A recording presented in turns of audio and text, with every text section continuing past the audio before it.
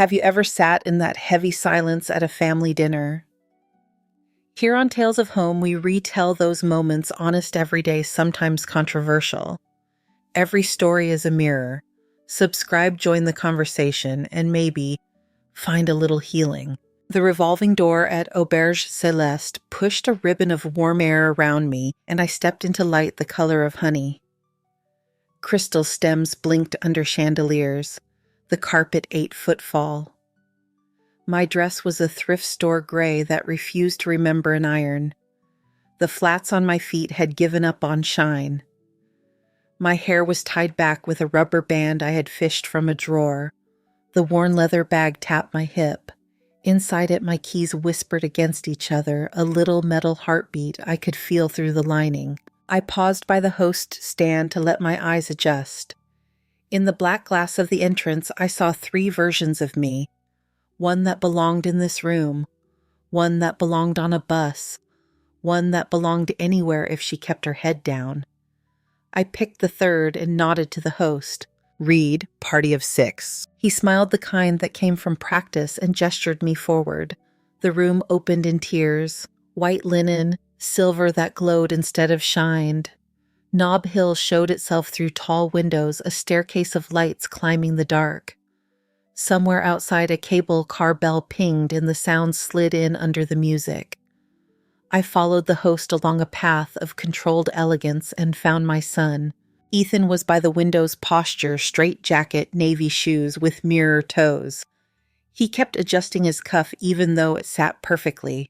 He saw me and his face flashed through 3 expressions in a second, each one thinner than the one before it. He kissed my cheek fast. "You made it," he said. "Traffic listened to me tonight," I said. Ava smiled warmer than the room. Beige dress gold thread in a pattern that barely showed until the light found it. Her hair sleek and obedient. She reached for a hug and her perfume lifted something citrus and white. "I'm glad you're here," she said. "My parents are excited to meet you." Excited hung in the air like a scent no one wanted to claim. I looked past her. Mei Ling and Victor were already seated, back set, hands relaxed in that particular way money teaches. Mei Ling wore emerald that shifted when she turned stones at her throat that were not shy. Her hair was pinned tight. Victor's suit held a crease you could measure. His watch face caught the chandelier and threw it back. They rose as we reached them. We traded small pleasantries. I offered my hand. Mei Ling's fingers were cool and precise. Victor's grip was careful, like holding a cup filled to the rim. "Welcome," Mei Ling said. Her smile stopped at the corners of her mouth. Her eyes took the quick survey they needed: dress shoes, the bag that should have retired. "San Francisco is very beautiful at night. When the fog behaves," I said. We sat. I was given the end chair angled slightly away from the view, a small geography that made sense to someone. A waiter arrived gliding and placed heavy menus on the table. I touched the leather cover and felt the thickness, the kind of thickness that said, you did not need to look at prices because there were none to look at. "Water?" the waiter asked. Still, Victor said before anyone else could answer. Glasses were filled. The soundtrack of cutlery on porcelain picked a rhythm up around us. At another table, someone laughed in a way that asked for attention, and the room gave it lightly. I opened the menu and looked at the words, as if they might rearrange into a language I recognized. The descriptions read like postcards. Farm names, distances in miles, verbs that tried to be verbs and adjectives at the same time. I had eaten these ingredients in conference rooms out of compostable bowls and called it lunch. Ethan leaned toward me too casually. "The halibut is great," he muttered. "We came here last year." "Sounds good," I said, and held the menu a little higher. The week had been a long runway toward this table. It started in my kitchen in the inner sunset with the window fogged from the coffee steam. My building is the kind that sticky notes name the mailboxes. A cactus sits on my sill because it asks for nothing and lives anyway. I had been making a list on a legal pad vendor calls a site visit in Oakland, back-to-back budgets, a flight I would not take until another person's signature existed, the shape of a problem in Reno that looked like a staffing chart and felt like a fire. My phone buzzed and my son's name came up. Ethan does not call mid-afternoon unless something is wrong or something is delicate. His hello was soft. We passed through small talk like people on different sides of a door. "Mom," he said, then cleared his throat. "Ava's parents are flying in from Taipei. They want to meet you." Saturday dinner at a place on Nob Hill. Nob Hill, I repeated to give him a chance to add anything else. It would mean a lot, he said, and now I could hear it that way. He had, when he was a boy, apologizing for a broken vase that he had been told not to touch. They are traditional. They just want to make sure everything is right. "Do they know anything about me?" I asked. He was quiet long enough to make an answer. "I told them you work in an office, that you live alone, that you like to keep things simple." Simple. The word slid under my ribcage and waited. "Saturday works," I said. "Send me the time." After we hung up, I looked at my apartment, and it looked back without judgment. The paint was clean, the sofa had a dip exactly where I sat, the TV said nothing, the cactus reached toward a rectangle of sky. I opened the closet and ran my hand over fabrics the way you might touch pages in a book you do not plan to read again. In the back was the gray dress that did not fit any category except useful. I set it on the bed. I chose flats with soles that remembered long walks. I pulled my hair elastic from the jar. On the table, my leather bag awaited soft at the corners, a seam mended by a cobbler who had a bell above his door. From the top drawer, I took out a card made of metal that stayed cold even in summer. I rested its weight in my palm. The embossed numbers pressed half moons into my skin. I slid it into the bag and added my keys. The keys chimed a little sound that meant doors opened when you turned your hand the right way. On Saturday, the city climbed a gray shawl over its shoulders. The wind on the hill had cleaned the street of anything that could move. A cable car crossed cheerful in a way that did not belong to any era. The rideshare driver did not speak except to confirm my name and the address. He drove with the quiet focus of a person who likes to keep his car in one piece. We passed a bakery and the air changed to butter. We passed a park and the air changed to eucalyptus. On California Street, the grade tilted and the engine answered. The hotel at the corner had a doorman with white gloves who did not break eye contact even when a delivery truck grumbled past. We stopped beneath the awning of Auberge Celeste, and I saw my reflection in the brass faint but there. Inside, the thing about rooms like this is they want you to forget the rest of the city exists. The thing about me is I do not. I put my bag on my lap and sat the way I remember my mother sitting in church when a hymn went too long. The waiter returned to discuss specials. His hands did small theater with the air. He looked to Victor first, then to Mei Ling.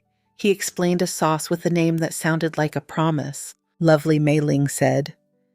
She turned to me with the kind of kindness that keeps score. "Would you like me to order for you?" It can be overwhelming if you do not come to places like this often. Ava said my name under her breath like a warning or a plea. Ethan's cuff needed no more correcting, but his fingers found it anyway. I smiled. I am fine with suggestions. Mei Ling's eyes took one more slow path from my shoes to the rubber band in my hair. "Let us keep it simple," she said. "Nothing too much." Her menu was open, but she did not look at it. The light caught the edge of her diamond and broke into small pieces on the tablecloth. The keys in my bag tapped together once. The waiter lifted his pen. "I will order," Mei Ling told him, and the smile she added this time reached a little farther without meaning to. "For everyone. We do not want to overdo it." The pen hovered. The chandelier trembled in the glass of the window, and the window gave it back the way water gives back the moon. I closed my menu and waited. Mei Ling tilted the wine list as if it were a mirror. The waiter stood at attention pen ready. "We will start with the Chateau," she said, naming a year that made his eyebrows lift. 2 bottles. Rare is worth opening. Her tone made the choice a fact rather than a preference. She glanced at the menu without really seeing it. For me, the ribeye. Medium rare. For Victor, the duck. For Ethan, the halibut he liked last time. For Ava, the scallops. And for Mrs. Reed, the potato leek soup and the market greens. Light is best. She can taste the wine. Her smile touched me and bounced off like a coin from a window. The waiter repeated the order back precise, then slid away. I felt the leather bag against my hip. In the hum of the room, the keys knocked once, a small note under the string section of voices. I placed my hands on the table. The linen was cool. "We have had a very long flight," Victor said to no one and everyone. "San Francisco is a restful place to spend money. We are at the Huntington. The suite is comfortable." "Nob Hill knows how to be comfortable," I said. "$500 a night," Mei Ling added, not to complain. "Worth it for the view. We rented a car. German. It makes the hills easy. We visited shops, just a few things." She pinched the air as if the purchases were light. "A couple thousand, nothing silly." Her eyes found mine the way you might watch for a reaction to a magic trick. I gave her a small nod. "Sounds pleasant." Ethan picked at a thread on his napkin. Ava's smile was soft, but her shoulders were not. The chandelier hummed. "What do you do exactly?" Mrs. Reed Mei Ling asked. Ethan mentioned an office. "I keep an office chair from getting lonely," I said, and took a sip of water. "I help with whatever needs hands." "Administrative," she concluded, pleased to land the word. "It is good work, honest work. It must be hard to live alone at your age. San Francisco is not cheap." "Your salary is enough." "I manage," I said. "Brave," she said, and Victor nodded. "Not everyone has the opportunities we have provided, Ava. Schools, languages, travel. We believe in investing in the right things."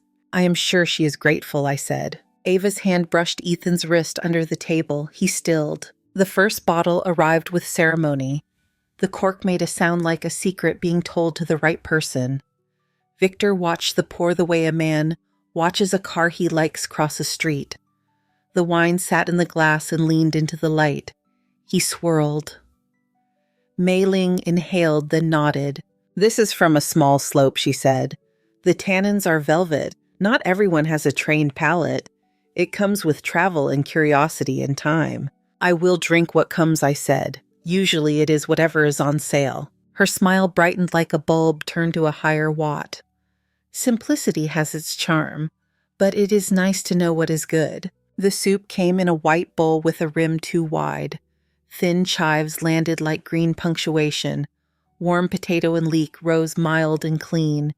Across from me, a steak bled politely at each cut. The smell of butter and pepper was almost theatrical. Glass chime knives sang against porcelain. "This is 82, Mei Ling said, cutting clean. "You taste the care?" "It's tender," I said. We traded weather and neighborhoods and the kind of details people offer instead of themselves. Victor drew a small map in the air of real estate that spread across 3 countries. He described a vineyard tour in a voice that was almost fond. Ava tried to tug the conversation toward work and friends and ordinary things. The tide kept turning back toward nouns that came with price tags. "Do you have any hobbies?" Mrs. Reed Victor asked, half polite, half curious about what I might pull from my pocket. "I walk," I said. "I cook. I watch whatever is on public television." Mei Ling and Victor shared a look with extra information inside it. Their silverware moved synchronized. The waiter refilled water and retreated the way good service does, to be invisible while being everywhere. Dessert menus appeared. Before I could open mine, Mei Ling set hers down. "The Saint Honoré," she told the waiter, "with the gold leaf. It is theatrical in the right way." "It is 30, he said, and the number just floated there a second before he caught it and tucked it back into the pocket of discretion. "For the table," she added, "and a lemon tart. Balance is important." When the cake arrived, the small flakes of gold sat on the cream like misplaced sunlight. Mei Ling smiled satisfied. "A little gold never hurt anyone." I took a bite of my lemon tart. It was tart enough to make my mouth wake up and smooth enough to make it forgive the shock. I folded my napkin back over my knee and waited. Mei Ling's fork rested on her plate. She looked round the table as if she were about to begin a toast. "I am glad we are together," she said. "Ethan is our son now. We love him. We want the best for both of them. Stability is important in marriage. The right foundation. No unnecessary burdens." Ethan's jaw tightened. Ava reached for her water and missed the glass by half an inch before finding it. Victor focused on his wine. Nobody looked directly at me. The chandelier light softened everything that could have been sharp. I understand, I said. We have helped them a great deal, she continued. We provided the down payment for the house. 40,000. It is not to impress you, it is just the truth. We paid for the honeymoon. They work hard, but young couples need a push. That is how families operate. We are fortunate to be able to give. It is generous, I said. It is correct, Victor said, as if correcting a math problem. Mei Ling turned her attention fully to me, now that careful focus you feel when someone has been circling a point and has finally decided to land on it. We also think about you, she said. Ethan is a good son. He worries. You live alone. The city is expensive. He feels responsible, which is natural, but worry can become weight. We want their marriage to have room to breathe. The air shifted a half degree. A tiny draft rolled along the floor and touched my ankles. The keys in my bag gave the faintest reply. What are you suggesting? I asked. A simple arrangement, she said, and the word simple fit her mouth perfectly. We can help you monthly so you feel less pressure and Ethan can focus on his home. Nothing dramatic, modest, perhaps 500, perhaps 7. We can decide. It would be a relief for everyone. Ethan made a sound that could have been the beginning of a word. Mom, he said, then stopped. Ava's eyes were on her plate. Her hand had found the edge and stayed there. Victor laced his fingers and set his hands on the table like a bridge. It is practical, he said. We want to respect your dignity. We want peace. Peace, I repeated. We do not want to interfere, Mei Ling said. We would only ask that you give them space. Do not call too often. Do not ask for help. Let them build their life. If there is an emergency, of course, we are reasonable. She said reasonable the way some people say mercy. I lifted my water and drank. The glass left a circle on the linen that faded quickly. The room around us had gotten louder, or perhaps I was now listening to it. A table near the window applauded a plate set aflame. A spoon fell somewhere, and the sound rang longer than it needed to. How much was the honeymoon? I asked lightly, as if the topic had changed to weather. Just so I have the proportions right. 15, said Victor. 3 weeks. Italy and France, worth every penny. And the house, I said. 40, you mentioned. Yes, Mei Ling said, with a tone that lived somewhere between proud and matter-of-fact. We believe in building properly. I nodded. I looked at the window. The chandelier hung there a second time, pale and upside down, almost trembling. My hands were steady. You have been very kind with numbers, I said. Thank you for sharing. We do not count to brag, Mei Ling said. We count because it shows intention. I set my napkin on the table, folded once. The keys touched each other in the bag, a tiny chime. It felt like a signal I had been waiting for. I have a small question about the arrangement, I said. To be clear, you are proposing 500, maybe 7. It depends, she said. We can see what is appropriate. And the understanding, I said, is that in exchange for that modest monthly kindness, I keep a respectful distance. Fewer calls, fewer visits, less presence. Presence is a nice word, Victor said, as if appreciating my vocabulary. Yes, less pressure on them. I met Mei Ling's eyes. Her expression was perfectly calm. If she was counting my breaths, she could not hear them. So I said, quiet even, how much for me to disappear? Ethan inhaled. Ava looked up. The chandelier trembled in the glass, and the glass did not smooth it. The waiter appeared with a silver tray in his hands and a polite question on his face, and for a moment all the sound in the room drew narrow as if everything had leaned forward by a fraction to hear the answer. The waiter drifted close with a silver tray and a question shaped like a bow. May I clear, or would you like to linger with dessert? Clear, Mei Ling said. We are talking. He nodded and gathered plates without collision. The gold leaf clung to a smear of cream, then vanished into the kitchen. I placed my palms flat on the linen. The fabric gave a little springing back. I watched the window across from me. The chandelier hung there upside down in the glass, a bright sea creature trembling at its edges. How much for me to disappear, I said again, even in low. No one answered for a breath. Ethan looked at his napkin as if there were instructions printed on it.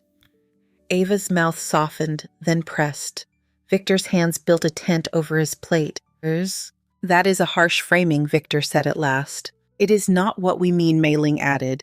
We mean harmony, less noise. Less mother, I said. Her smile folded away. I reached for my water. The glass was cool enough to fog a circle on the table when I set it down. My bag rested against my hip. Inside metal touched metal, a sound small enough to be only mine. When I was 23, I said, looking at the chandelier's reflection instead of their faces, I rented a room that smelled like old bleach and fried onions. The window stuck in winter. There was a laundromat on the corner that ate quarters for sport. I learned to time the dryers by the groan they made. Ethan glanced up. I worked the morning shift at a small office on Golden Gate Avenue. One row of fake plants, a copy machine with a temper. I typed until my fingers hummed. At night, I went to the public library and put a finger on words I did not know until they made sense. Accounting textbooks, operations handbooks, contracts I read like novels, English in one column, courage in the other. I saw the fluorescent hum of that room the way some people see red when they close their eyes. It lived somewhere in my bones. Was this before or after you had Ethan? Ava asked, gentle as if she were stepping on new ice. Both, I said. You do not stop for one to become the other. You pack a bag with diapers and a calculator. You rock a baby with your foot while you memorize acronyms. You bring soup to a fever with one hand and tape rent envelopes with the other. The waiter returned and replaced my water. He topped off Victor's wine, then poured the last inch with a little flourish. The bottle made a hollow sound when it emptied. I do not say this for applause, I said, still looking at the window. I say it because you used a number and asked me to fit inside it. I would like to give you better math. Mei Ling's fork lay quiet on her dessert plate. A drop of lemon still clung to its tip. I am the regional director of operations at Solace Logistics, I said. I am responsible for 5 states. The budgets have more zeros than there are seats in this room. I sign contracts that make grown attorneys take a breath. I make 32 flights most years unless fire or flood says no. For almost 2 decades, my base is $40,000 a month. Bonuses live on their own calendar. Silence opened a little clearing in the room. Ethan's eyes blew wide, then wet. Ava's lips parted and did not find a sentence. Victor blinked twice. Mei Ling's gaze flicked down my dress and back, not in mockery this time, but in revision. You never said, Ethan whispered. You never asked, I said, and felt the sting of it even as I said it. Victor recovered first. Impressive, he said, and he meant the word to be generous. It sounded like a shoe on marble. Mei Ling's smile returned, this time delicate at the edges. Then you know we only want what is best. You understand the cost of stability. Money handled correctly makes peace possible. Money handles many things, I said. It does not handle all the same ones you think it does. I reached into the leather bag and found the card that kept its chill even in a warm room. The metal weight pressed my thumb. I set it on the table. It made a sound like a coin on wood, an honest sound that did not need friends. Black, edged, neat. My name in letters that caught light. Ethan flinched as if I had placed a confession there. Ava made the tiniest sound in her throat. The card sat between the wine and the water like a boundary line no one had believed was real. The waiter appeared to ask about coffee. Victor ordered espresso. Mei Ling asked for tea with lemon. I asked for nothing, and so he poured a little more water into a glass that did not need it. I turned back to Mei Ling. You counted tonight, I said. Houses and honeymoons, bottles and rooms. Thank you for the ledger. I would like one more entry. $1 million to the charity of your choice if you can show me a single instance where you offered kindness to someone you believed had nothing without audience or repayment. Her face did not change. Only her pupils tightened the way a lens tightens when it looks into bright light.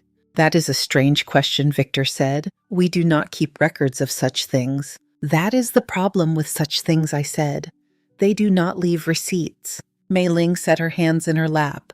The diamond on her finger flashed in the soft light and drew a careless constellation on the tablecloth. You came here in costume, she said quietly.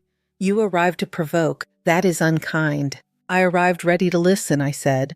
All I did was let you speak first. The waiter returned with tiny cups balanced on a saucer like planets. He set them down as if the table were fragile. The espresso smelled like chocolate and smoke. The lemon for the tea shone pale in a silver bowl.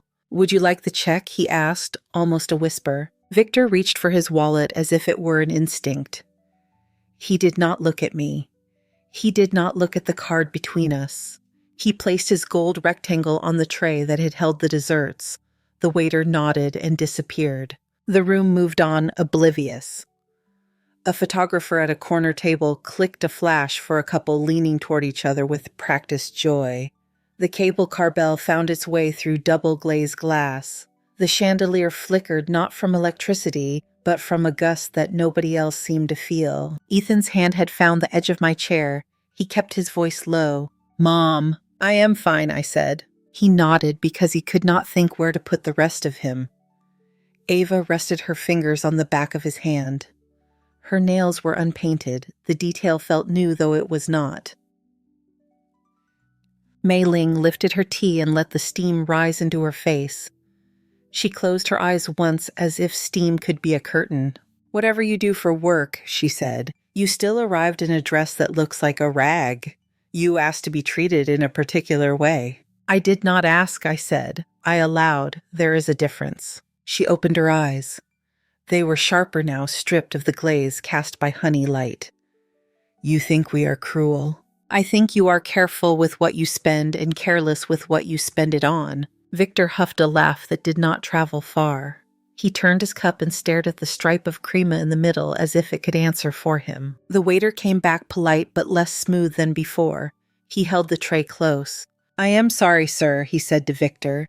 Your card did not go through. It might be a travel hold. Do you have another form of payment? Victor frowned like a man who discovers the wrong suit in his own closet. He produced a second card, another precious metal color, and slid it onto the tray. The waiter disappeared again. Mei Ling teed up a sentence and did not serve it. Ethan looked at me as if we were sitting on a curb after a game and he needed a joke to arrive. Ava took a sip of water and kept the glass near her face, as if the cool might fix something invisible. I touched the leather of my bag. The stitching near the corner was darker where it had been repaired. The keys settled against the card pocket with a little chime that only I heard. The chandelier in the window did its quiet quiver again and then steadied. Nob Hill outside kept being itself all steps and shadow and pride. The waiter returned. He held the tray the way a person holds a plate they do not want to drop. I am sorry, he said, and there was honest apology in it. This one is declined as well. Victor's jaw worked. A tiny pulse jumped in his temple. He pulled out his phone and tapped like the screen owed him answers. It is a mistake, he said. Travel hold. It happens. The room did not look at us, but it listened. Forks paused. Voices softened by a notch. The waiter stood very still, a professional tree in a small storm. Try another, Mei Ling said low and clipped. Victor slid a third card from his wallet, then changed his mind and pushed it back. The choice cost him something I could not see. I will call the bank, he said. He stood too fast, bumped his chair, pretended he had meant to do it. He walked toward the vestibule with the glass doors and put his back to us as he lifted the phone. Mei Ling sat with her hands flat on the linen fingertips, pale. She kept her chin high. The diamond on her finger threw cold light across the table. Ava stared at that light as if it might tell her where to look. Ethan did not move. The keys in my bag made a small sound and then fell quiet. The waiter did not leave. He shifted his weight to his other foot and waited for a decision that would let the room breathe again. Bring me the check, I said. The waiter nodded and went. Mei Ling turned to me, eyes, bright voice level. You do not need to do that. You made an offer tonight, I said. This is mine. Victor returned before she could answer. His face had lost a layer of color. He sat. He kept the phone in his hand like a last tool. Security block, he said. They will lift it in the morning. In the morning we will not be here, Mei Ling said, and the words hit the table like coins. The waiter placed the leather folder between us. He did not open it. He stepped back. I reached into the leather bag and pulled out a second card. It felt heavier, a clear edge with a weight that belonged to metal and habit. I put it on the folder. No show, no pause. The card touched leather with a sound like a small door closing. The waiter took it with both hands. He looked at my face first, then at my name, then at my face again. He inclined his head and went. Victor's mouth pulled into a shape that was not a smile. There was no need. I wanted to try the lemon tart, I said. I am paying for the right to have liked it. Ava blew out a breath she had been hiding. Ethan looked at me and something in his shoulders dropped, not in defeat, in recognition. Mei Ling did not look at the card trace path through the room. She looked at me. Her gaze had lost its lacquer. Up close it was more human than I had given it credit for. You planned this, she said. You put on that dress and came to watch us trip? I put on a dress that matches the part you wrote for me, I said. You did the rest. She lifted her water. She did not drink. She set it down without a ring on the linen. You are brutal, she said. Honest, I said. She considered that eye steady. The waiter returned. He placed the folder soft as if setting down an infant. He turned the card in his hand and offered it to me on both palms as if it were something ceremonial. Thank you, Mrs. Reed, he said. Everything is taken care of. Leave the tip open, I said. Please add 25%. Of course. I took the card. It felt cool again somehow. Victor looked at the leather folder like it contained a verdict. He exhaled through his nose. We would have settled this, he said. We always settle our accounts.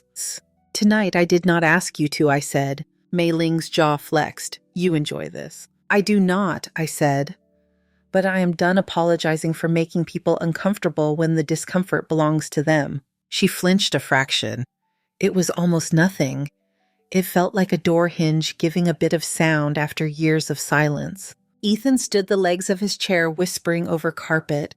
He offered me his hand like a gentleman in a movie, and then thought better of that and put it on the back of my chair instead. Mom, he said, do you want to go? Yes, I said. Ava stood too. She brushed a hand under her eye and caught tears before they became messier. She stepped around the table, slow as if approaching a skittish animal. She put a hand on my forearm. It was a light touch, almost weightless, but it was there. I am sorry, she said, for all the things I did not say. Not here, Mei Ling said sharply. Ava let her hand fall. She nodded not to her mother, to herself. I rose. The leather bag found its place against my hip. My keys settled, then chimed once a small bell for an exit. The chandelier trembled in the window again, and the reflection gave us a strange company as we left upside-down faces, mouths, set eyes bright. At the door, the host smiled with the same smile he had offered me at the beginning. The revolving door returned me to air that tasted like eucalyptus and salt. The awning held a thin rain that might have been fog. Nob Hill's slope fell away in a clean line. A cable car chimed and the sound bounced off stone. Ethan shrugged out of his jacket and looked like a boy in a shirt too good for the playground. He put the jacket back on because it was cold. You sure, he said. He did not finish the sentence. He did not need to. I am sure, I said. The sidewalk glowed with the light that spills from expensive lobbies. Ava stood with us. She hugged herself and stared at the curb. In the glass of the hotel across the street, we were a loose triangle. Inside that triangle, distance shifted and then held. Victor emerged, phone in hand, not looking left or right. Mei Ling followed. She had fixed her expression. It was an excellent mask. She walked past without touching any of us with her eyes. A rideshare pulled up. The driver rolled down the window. Margaret, he asked. For Maggie. Yes, I said. He had kind eyes and hands with a mechanic's history. His dashboard smelled like lemon cleaner and spearmint gum. I sat in the back. Ethan bent to speak through the open window. I will call you in the morning. Sleep, I said. He nodded. Ava leaned to the window. Her voice was small, private. Thank you for paying, she said. That is not what I mean, but thank you. I touched my bag. Get home safe. They stepped back. The driver checked his mirrors and merged into the slow glide of cars. The city moved around us unconcerned. Behind the glass, the restaurant windows made a set of small aquariums, each with its own scene, each with its own oxygen. The driver glanced in the mirror.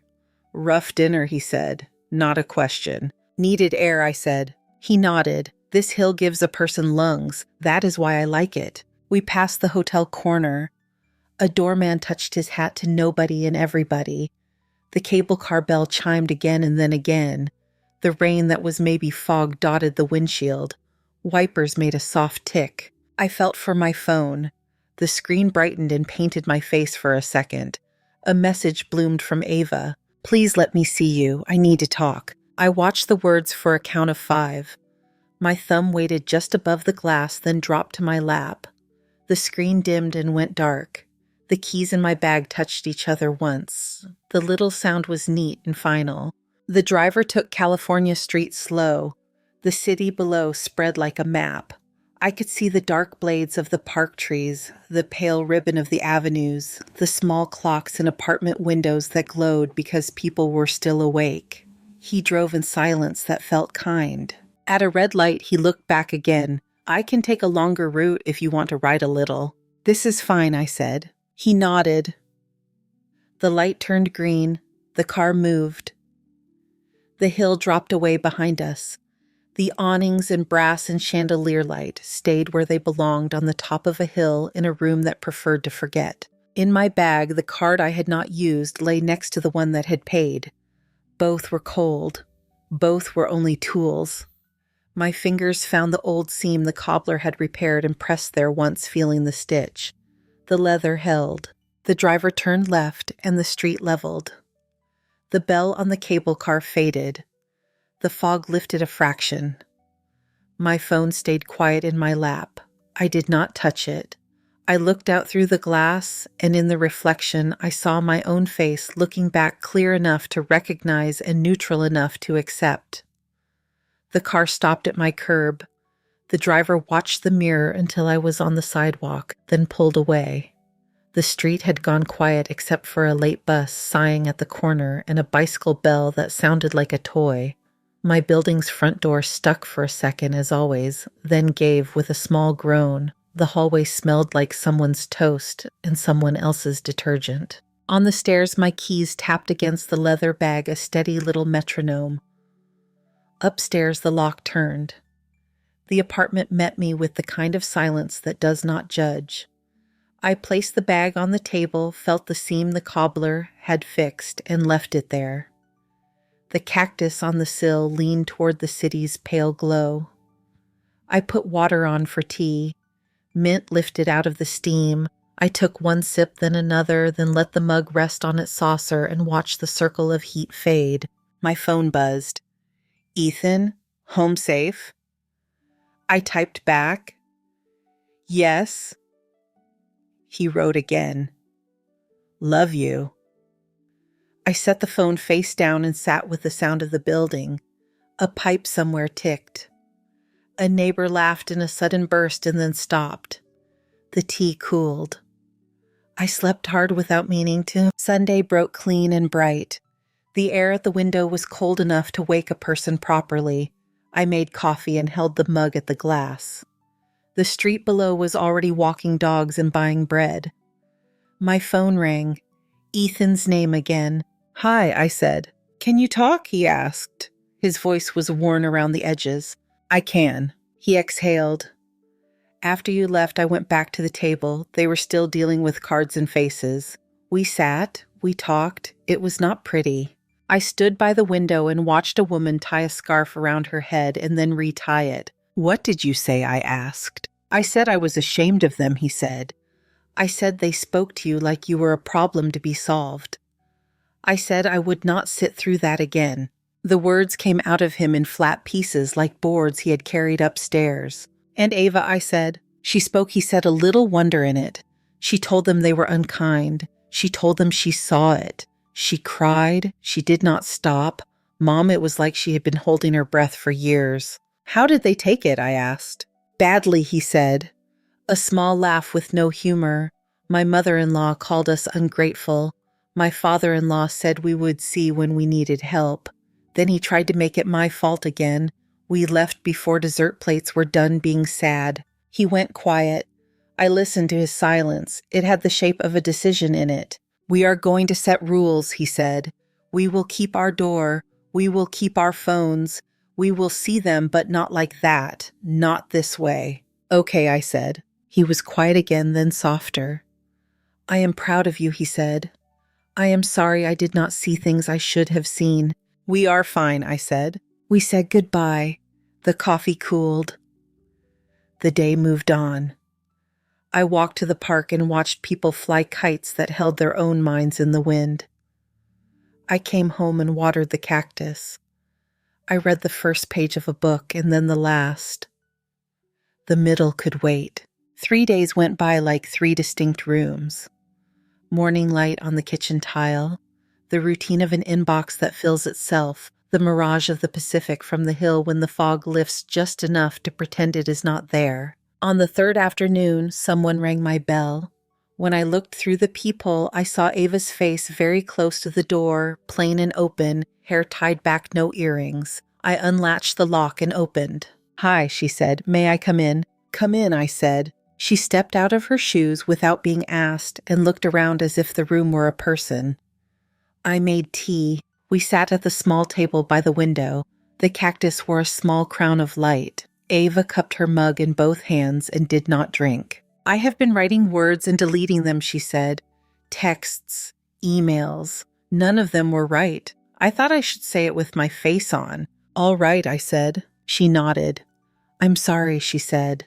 Not sorry like a Band-Aid. Sorry like I did something and I know what it was. She let that sit. She watched steam slip away from the mug. My parents were born in places where doors did not lock because there was nothing to steal, she said. They think about money like it is oxygen. They clawed out of holes with their teeth. They handed me a life like a glass thing. They used control because it was the only tool they trusted.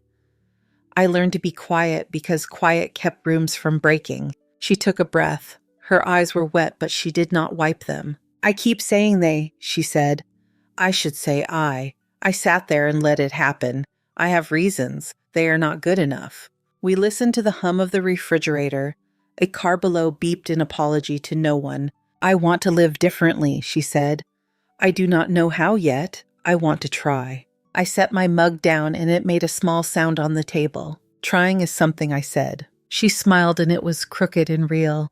Daniel said you would say something like that, and that it would help even though it did not solve a single thing. Daniel talks too much, I said. He does, she said, and a small laugh escaped her. She picked up the tea and drank. She looked at the window and the buildings across the way. She looked at the cactus. She looked at my bag on the table, the stitching neat where it had been fixed. I did not come to ask for forgiveness, she said. I came to tell you I want to earn trust. If you let me. I heard you, I said. She nodded. She unclasped her hands and laid them flat on the table. They were steady. We told my parents we would not take money in exchange for silence, she said. We told them we would not let money sit between them and what they say. We told them if they want to see us, they will speak to us like we are ourselves, not investments. They did not like it. People do not like new, I said. They said I picked your side, she said. I said I picked mine. Her shoulders eased when she said it. I stood and went to the counter drawer where things with no better place live. Binders, rubber bands, a single screwdriver film that fits no camera. I brought back the ring of keys and held it in my palm. The keys chimed each a different pitch. I slid one off, an old brass one that belonged to a storage unit I had given up years ago. This one does not open anything anymore, I said. I placed it in her hand. It is afraid of leaving, but it already has. Ava looked at the key like it was a tiny map. She closed her fingers around it, then opened them again and set it on the table between us. Thank you, she said. We were quiet for a stretch that felt like a long inhale. A crow landed on the telephone wire outside and announced itself to nobody. A bus sighed at the corner again. Ava stood. Can I hug you? She asked. You can, I said. She leaned in. It was awkward for a beat, then no longer. She smelled like laundry soap and the kind of shampoo that makes a person think of limes. When we stepped back, she wiped under her eye with a knuckle.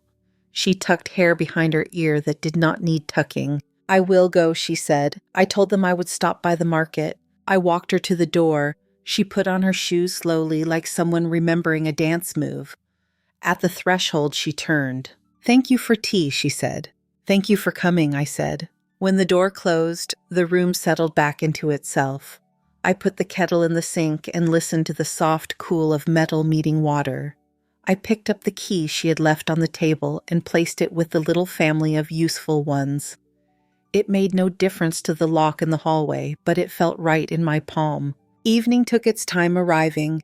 The light moved along the wall and then up the ceiling. The cactus wore a shadow that looked like a crown again, only darker. My phone buzzed. "Ethan, we are okay." "Thank you," I typed back. "I know." Another notification appeared beneath it from an international number I did not recognize, just a string of digits in a bubble. I watched it glow for a second. It dimmed. The glass showed my face reflected with the window behind it. The reflection was clear enough to count the lines around my eyes. I set the phone face down. I took my bag and put it on the chair. The leather had taken the shape of the table edge over time. I set the keys on top. They settled and did not tap. The apartment held a small quiet that felt like a blanket instead of a stone. The city outside kept moving. The light in my window turned soft and then softer.